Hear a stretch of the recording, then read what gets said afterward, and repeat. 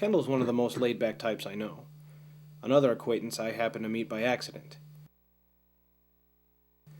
He works on the roadkill cleanup crew, and I'm still not sure if he's telling the truth about how they operate. He says each cleanup crew worker is assigned to handle only a certain type of animal. His responsibility is coyote carcasses. He doesn't seem the lying type, so maybe that's how it is. He seems more the quiet philosopher, which is why I want to hear his opinion on all of this. It's you. Hey, Kendall.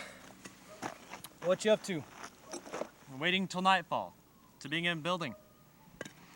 Building? Building what? A pen. I've decided to raise coyotes. Isn't that like taking your work home with you? Nah, it's a totally different concept. It's not the corpses I'm interested in. I want them alive. Hey, Kendall. Yeah. Have you ever given any serious thought to any dreams you've ever had? Well, we'll do our work right around nightfall. There I am, with my thick orange gloves on, grabbing hold of another coyote carcass, tossing it into the back of my truck. And I've wondered, what guided me to such a position? Take that moment completely out of context, and you have yourself a peculiar dream sequence. But I guess it's not really answering your question, is it? No. That's not a real dream. I had a dream once, but I don't really know how long ago it was. It sticks in my mind because most always I forget my dreams just minutes after waking. Or I guess it's what happens to them because I can't remember where they go. It was a simple dream, that much I know. I was in something like an underground parking garage, and it was dim. I was there alone, or at least I had the impression I was alone. There was some reason why no one was down there. I knew why at the time, but I don't know why now. Then out of nowhere, I heard this sound behind me. It was as if someone was walking in step with my shadow. It was just the way they walked, their shoes, scraping against the concrete of the ground. Scruff, scrape, scruff, scrape. That's how it went. I'd stop and look behind me, all around me, except I couldn't see anyone.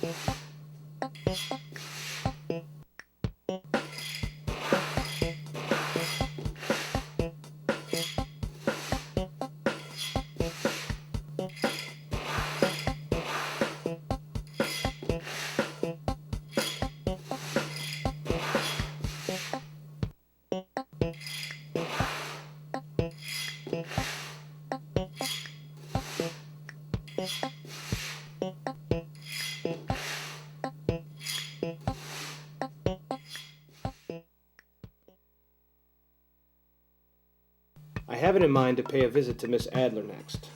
This will provide me with an analytical perspective. While she's not a scientist per se, she often bases her investigative cases in science. I met her by accident through the course of one of her cases. Since the details of that case aren't relevant here, I won't go into it again. I'll just visit her and see what she has to say. Here's that book you lent me. I finished it. Thanks again. Well, has it helped you with that bothersome dream you've been having? Who said I've been having a bothersome dream? My dear, it is not very hard to deduce. By all appearances, you haven't been losing any sleep over the dream. I see no characteristic dark circles under the eyes, but you've been distracted. For example, you've neglected to zip the zipper up on your pants. Excuse me? Not at all. And I notice your socks don't match. Dressed rather hastily this morning. So, dreams, is it? Well, I believe I have an index card on the subject. There was a case I was clearly interested in. Here it is.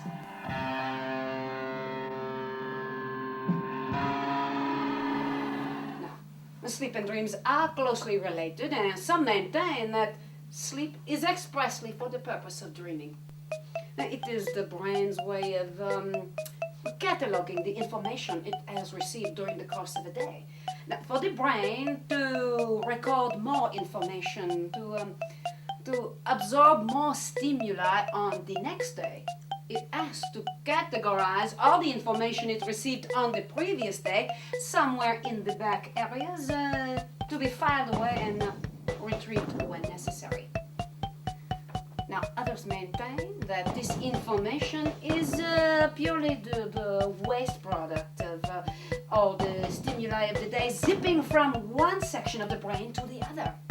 And this is not just one piece of information. This is millions and millions of items all zipping around via electric current. And sometimes these currents cross, producing odd combinations, very distorted, very unrealistic. But this is a theory that explains one phenomenon. Have you ever been on the verge of sleep and suddenly you are awakened by a jolt as if your body has been touched by an electric current? Yes. Voila. The Daniel Rovin.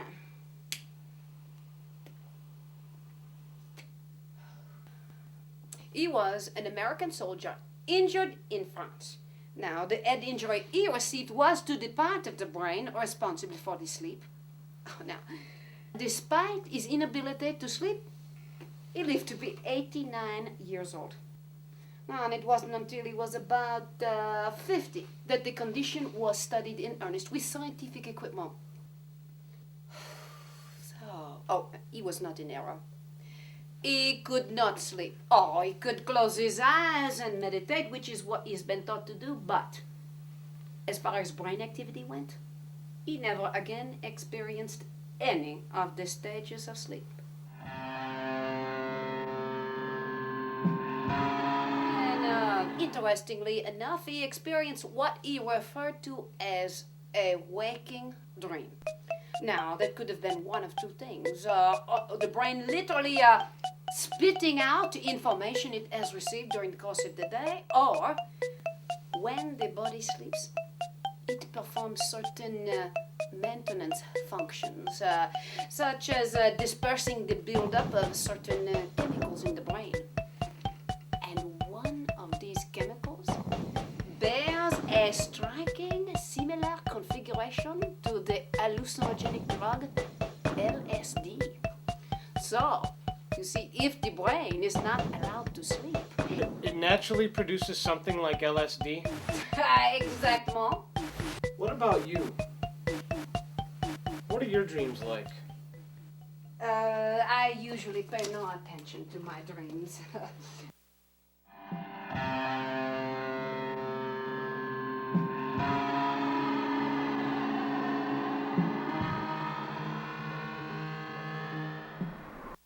I have too much analysis to do in the real world.